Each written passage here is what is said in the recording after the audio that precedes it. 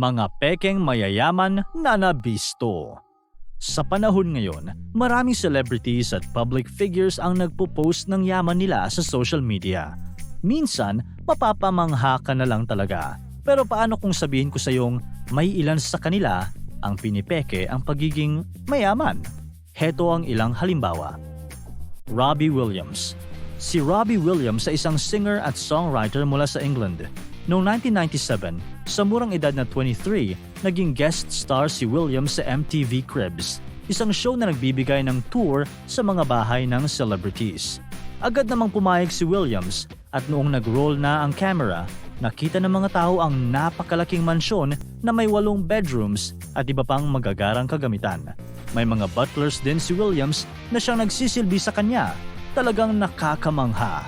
Yun nga lang, matapos ang ilang taon, napagalaman ng publiko na ang mansyon palang iyon ay hindi kay Robbie Williams at ang tunay na may-ari nito ay ang sikat na artista na si Jane Seymour. Umamin rin si Williams na pati ang mga butler sa loob ay binayaran niya lang para sa araw na iyon upang magmukha siyang mas mayaman. Nakakadismaya. Sean Kingston. Naalala mo pa ba ang kantang Beautiful Girls? Sobrang sikat ng kantang ito noong 2000s at pati na rin ang singer nitong si Sean Kingston. Pero kung inaakala mong sobrang yaman na ni Sean Kingston, dyan ka nagkakamali. Noong 2018, pumasok si Sean sa isang jewelry store sa New York at kumuha ng alahas na nasa $300,000 o mahigit sa 17 million pesos ang halaga. Sinabihan niya lang ang may-ari na babayaran siya ng manager ni Sean.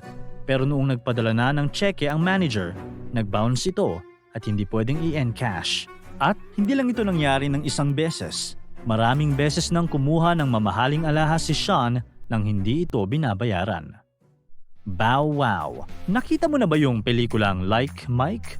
Ang batang bida doon ay walang iba kundi si Bow Wow, isang sikat na rapper din mula sa US. Dahil sa kasikatan ng pelikula at mga kantang na ilabas niya sa pagra-rap, talagang hindi ka na magugulat kung gaano siya kayaman. Ito ang rason kung bakit noong pinost niya ang kanyang private jet sa Instagram na siyang sasakyan niyang papuntang New York, agad naniwala ang mga tao. Yun nga lang, hindi pala ito totoo. Napag-alaman ng ilang tao na ang picture palang iyon ay kinuha ni Bow Wow mula sa isang private jet ad at inilagay niya lang sa kanyang Instagram.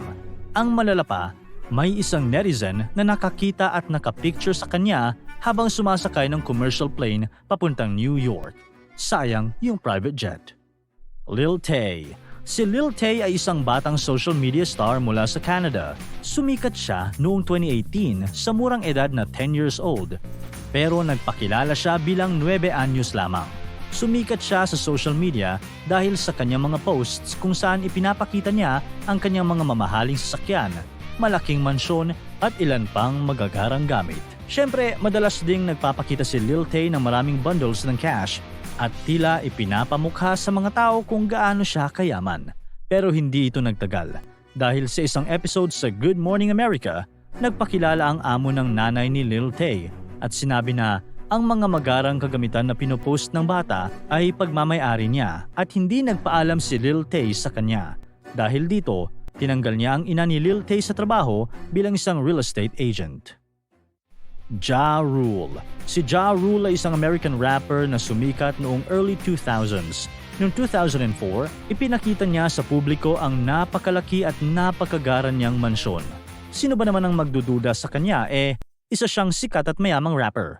Pero di nagtagal, lumabas din ang totoong may-ari ng mansyon at nalaman ng mga tao na nirentahan lang pala ito ng rapper upang magmukhang mayaman. At ang mas masaklap pa doon, kinasuhan siya ng totoong may-ari dahil sa dumi at kalat na iniwan niya sa mansyon. Pero hindi pa doon nagtatapos. Noong 2017, inorganisa ni Ja Rule ang kanyang kasosyo, ang Fire Festival, kung saan nangako siya ng napakagandang isla at first-class amenities na may kasama pang jet skis. Umabot sa $8,000 o mahigit sa 140,000 pesos ang pinakamahal na ticket. Pero nadismaya ang mga tao.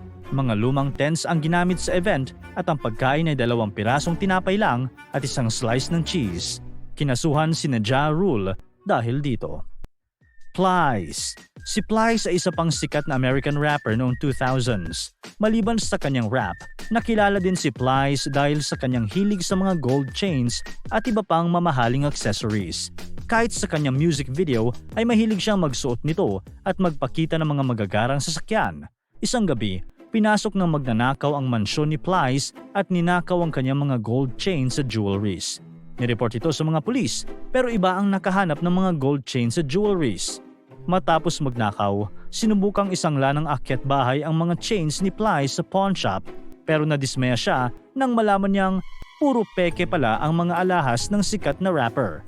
Agad namang nireport ng pawn shop ang pagsangla ng mga alahas at doon na rin nalaman ng mga tao na nagpanggap lang pala ito. Soulja Boy. Isa na namang dating sikat na rapper, pumutok ang pangalan ni Soulja Boy noong 2007 matapos niyang ilabas ang kanyang single na Crank That. Sa sobrang sikat ng kanta, naging number 1 pa nga ito sa Billboard Top 100. Kahit hindi na siya masyadong kilala ngayon, mahilig pa ring mag-post si Soulja Boy sa social media upang ipakita kung gaano siya kayaman. Yun nga lang, may napansin na namang kakaiba ang mga tao. Sa isang post na nagpapakita ng kanyang malaking mansyon, napansin ng mga tao na ang picture na ginamit ng rapper ay mula sa isang ad sa Air Bed and Breakfast.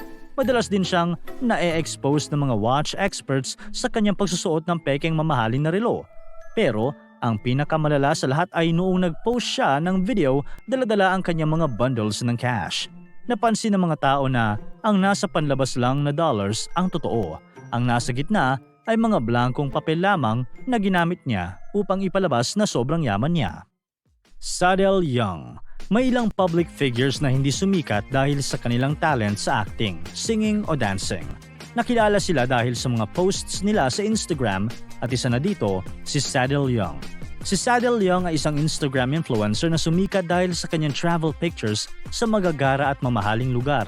Sa isang post tungkol sa kanyang travel sa Italy, naglagay ng picture si Young sa Amalfi Coast pero isang follower ang may napansing kakaiba. Napagtanto ng follower na ang picture ni Young ay kinuha lang niya mula sa isang brochure tungkol sa Amalfi Coast. Di nagtagal, marami na ring followers ang nakapansin na hindi lang iyon ang kinopya o ginamit ni Young. Marami pa sa Instagram photos niya ang kinuha niya lang mula sa online websites, brochures o kahit saan pa.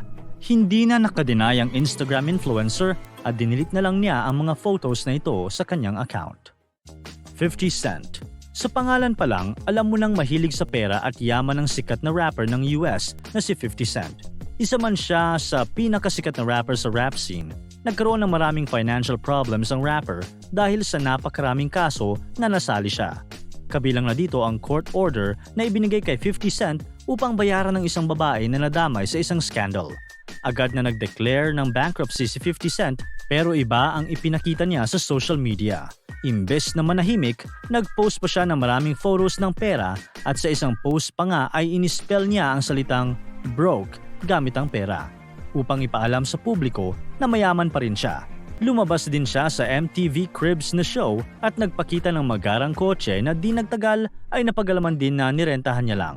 Nagpalala ito sa sitwasyon dahil noong nakita ito ng babae, siningil pa niya si 50 Cent para sa $7 million na hindi niya nabayaran dahil sa bankruptcy. Dito na umamin ng rapper na ang pera sa kanyang social media ay hindi sa kanya at totoong bankrupt na siya sa mga panahong iyon. Ikaw, may iba ka pa bang kilala? Para tuloy-tuloy ang saya at kwentuhan, huwag kalimutan mag-subscribe sa Bubbly YouTube channel at pindutin ang notification bell.